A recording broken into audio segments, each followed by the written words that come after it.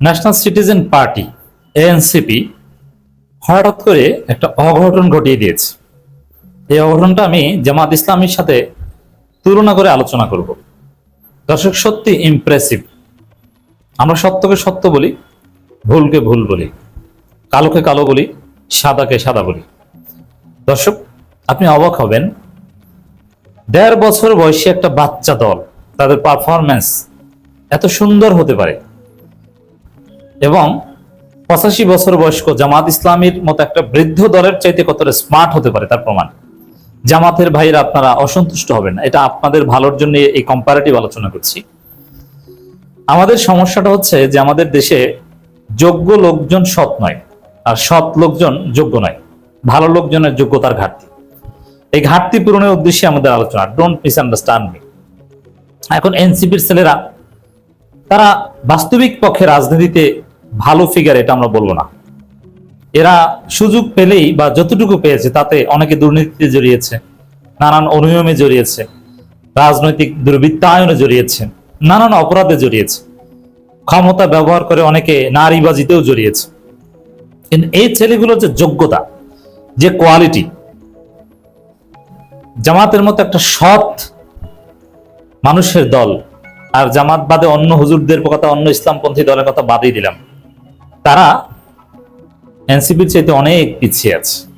আপনি দেখবেন, এখন দেখেন সরকার, বিএনপি সরকারের ১৮০ দিন উপলক্ষে সরকারও নানানভাবে এটা উদযাপন করছে, পর্যালোচনা করছে। আর বিরোধী দল হিসাবে স্বাভাবিকভাবেই ১৮০ দিনের পর্যালোচনা করতে হবে।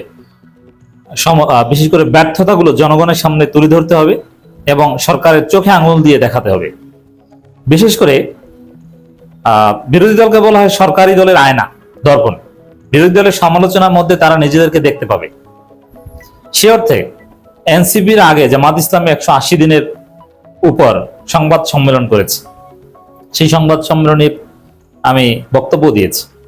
হ্যাঁ, বিএনপি সরকারের ব্যর্থতাগুলো জামাতও তুলে ধরতে পেরেছে, কিন্তু আপনি যদি জামাতেরটা এবং এনসিপিটা আলাদা আলাদা ভাবে দেখেন, জামাত তো কয়েকদিন আগে বিএনপি সরকার ১৮০ দিনের ব্যর্থতা নিয়ে সংবাদ সম্মেলন করেছে, এনসিপিও এখন করেছে। যদিও জামাত এনসিপি জোট, আবার জোটগত ভাবেও করেছে, কিন্তু এনসিপি এত সুন্দরভাবে, স্মার্টলি, সুপার স্মার্টলি বিএনপির ১৮০ দিনের ব্যর্থতা তুলে ধরতে পারবে, এটা জামাতও বুঝে নেই।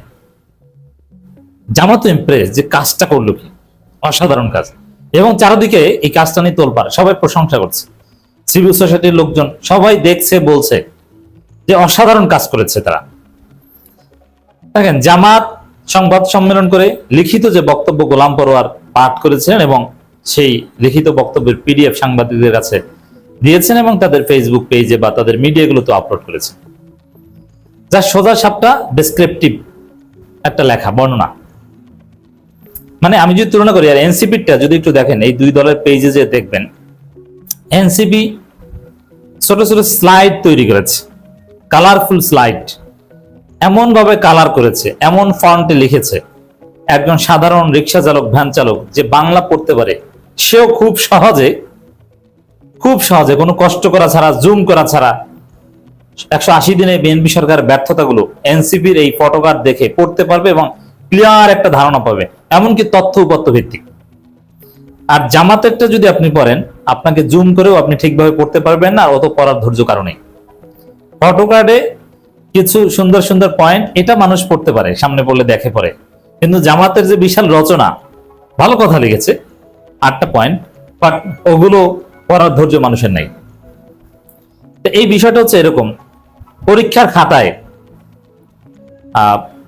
অনেকেই লেখে, কেউ পৃষ্ঠার পর পৃষ্ঠা লিখেও ভালো নাম্বার পায় না, আর কেউ অল্প লিখেও নাম্বার পায়। তো যে ভালো স্টুডেন্ট, সে কি করে?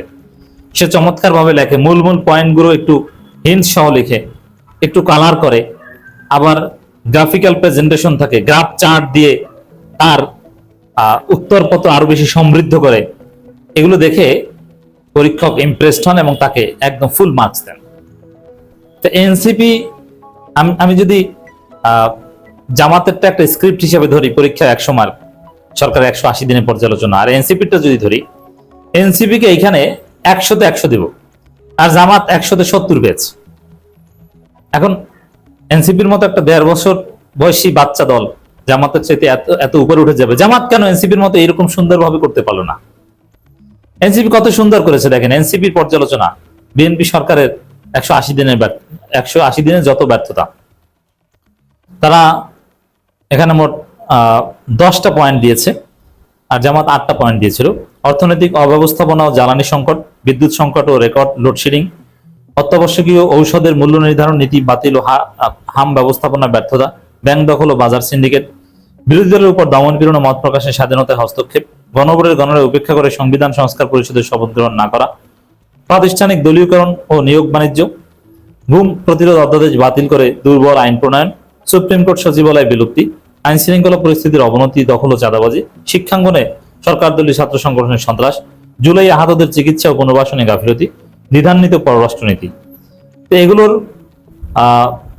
এগুলো আবার প্রত্যেকটা আলাদা আলাদা ভাবে একদম পয়েন্ট টু পয়েন্ট করে স্লাইডের মতো একদম নিউমেরিক ডেটা দিয়েছে, আবার কিছু কিছু ক্ষেত্রে গ্রাফ চার্টও দিয়েছে, একদম সংখ্যা সহ অসাধারণ একটা প্রেজেন্টেশন উত্তরপত্র, যেটা 100 দেব। আর জামাতেরটা গড়পড়তা এভারেজ স্টুডেন্ট, আর এটা হচ্ছে একদম ফার্স্ট ক্লাস ব্রিলিয়ান্ট স্টুডেন্ট। শুধু এটা টক শোতে যদি দেখেন, জামাতের মতো একটা পুরনো 80 বছর বয়স্ক দল এখন পর্যন্ত জামাতের ভালো টকশো করতে পারে এরকম কতজন ফিগার পাবেন? এনসিপির নেতাদের মধ্যে, আমি পন্থী বা অ্যাক্টিভিস্ট এদের কথা বলছি না, নেতাদের মধ্যে নেতা হিসাবে এনসিপিতে একদম ফার্স্ট ক্লাস টকশোতে ফাটিয়ে দিতে পারে এরকম কমপক্ষে 5-7 জন পারফর্মার আছে। যেমন সাইফ মোস্তাফিজ আছে, সরওয়ার তুষার, শারজিস আলম, এরকম আরো আছেন, আমি কয়েকজনের নাম বললাম।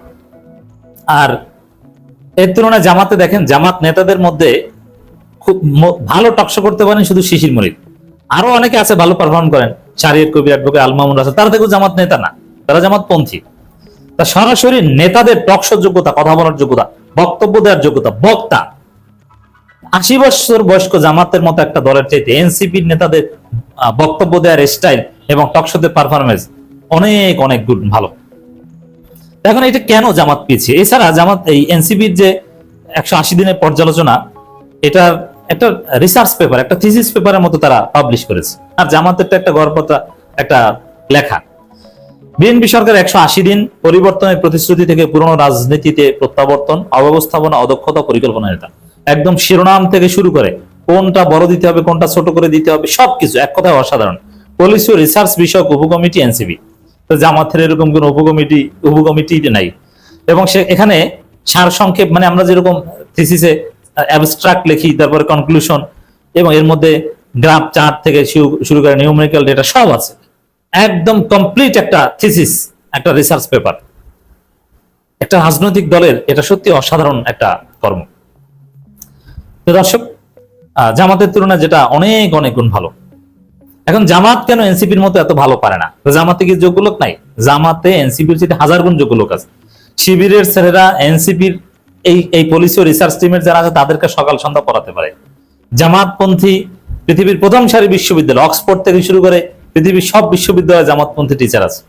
কিন্তু সমস্যা হচ্ছে জামাতের সাংগঠনিক কাঠামোর কারণে যোগ্য লোকদের কাজে লাগাতে পারে না। এনসিপি যে কাজটা করেছে, এটা ঢাকা বিশ্ববিদ্যালয়ের শিবির নেতারা এর চাইতে ভালো কাজ করতে পারবে বা এরকম কাজ করতে পারবে, কিন্তু জামাত পারে না। এখন ঢাকা বিশ্ববিদ্যালয়ের শিবির নেতারা জামাতের ওই ল্যাপটপ নিয়ে বসে ওই কাজ করবে, ওই টেবিলে বসতে হলে তাদের 65 বছর বয়স হওয়া লাগবে, যার ফলে যোগ্য লোকজন আসতে পারে না। দেখেন না, জামাতের সবচেয়ে মেধাবী একজন নেতা, তিনি কি একটা তথ্য দিয়ে দিলেন গুম সম্পর্কে, কি উদ্ভট তথ্য, যে গত 6 মাসে 500 কতজন গুম হয়েছে, কোথায় পেলেন? এই হচ্ছে অবস্থা। এনসিপির ছেলে এরকম কোন উদ্ভট কথা বলেছে দেখাতে পারবেন না। জামাতের যোগ্যতার সংকট মূলত যোগ্য লোক আছে কিন্তু সেটা কাজে লাগাতে পারে না, জায়গা মতো নিতে পারে না, কারণ সাংগঠনিক যে স্তর বিন্যাস, তার ফলে ওই জায়গা মতো যেতে যে সময় লাগে, ততদিন এই যোগ্য লোকগুলো সেখানে যাওয়ার আগ্রহ হারিয়ে ফেলে, যার ফলে জামাতের যে কোনো কাজ, আমি তো অনেক আগে থেকে এগুলো সমালোচনা করে আসছি, জামাতের একটা প্রেস রিলিজে বানান ভুল থাকে, একটা দরখাস্ত এই আওয়ামী লীগ আমলে মাঝে মাঝে বিভিন্ন পুলিশ কমিশনারের কাছে দরখাস্ত দিতে হতো সমাবেশ মানববন্ধনের অনুমতির জন্য। সেই দরখাস্ত আবার গণমাধ্যমে পাঠাতো, সেই দরখাস্তের ফরম্যাট ঠিক থাকতো না, বানান ঠিক থাকতো না, কিছু না, এর মানে একটা দরখাস্ত ঠিকভাবে লিখতে পারে না। বুঝেন যে একটা 85 বছর বয়স্ক রাজনৈতিক দল, এটা নিয়ে আমি সমালোচনা করতাম, অনেকে আবার রাগ হতো, ভাই এটা আবার বলা লাগে। এই রাগই হতে পারবেন, বলতে পারবেন যে এটা বলা লাগবে, কিন্তু কোয়ালিটি অর্জন করতে পারবেন না। এই জন্য জামাতে ভয়াবহ অযোগ্যতা, তাদের পারফরমেন্স, বিশেষ করে বক্তা সংকট। একসময় আমরা ছোটকালে শুনতাম জামাত শিবির মানে হিট বক্তা, অথচ দেখতে পাচ্ছি জামাতের চাইতে অনেক ভালো বক্তা এনসিপিতে আছে। জামাতের নেতারা এখন বক্তব্য দিতে পারে না। জামাতের এমন কোন নেতা নাই যার বক্তব্য শুনলে মন চায় যে বক্তব্য শুনি।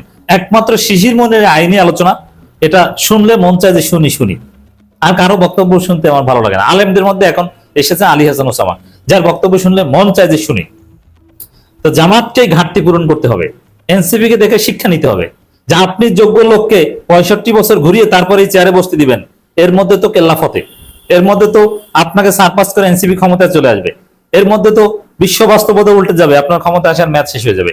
এই জন্য ক্ষমতা কেন্দ্রিক গণতান্ত্রিক রাজনীতি করতে চাইলে যোগ্য লোককে যথাযথ সময় সঠিক সময় জায়গা মতো বসাতে হবে। এত স্ট্রাটিফিকেশনের মাধ্যমে আপনি যুদ্ধ বা বিপ্লব বা হামাস টাইপের সংগঠন করতে পারবেন, কিন্তু নির্বাচনে জিতে ক্ষমতা আসতে পারবেন না। এই জন্য জামাতকে সংস্কার করে জামাতকে একটা যোগ্য দল হিসেবে গড়ে তুলতে হবে। আমরা এই আহ্বান জানাচ্ছি।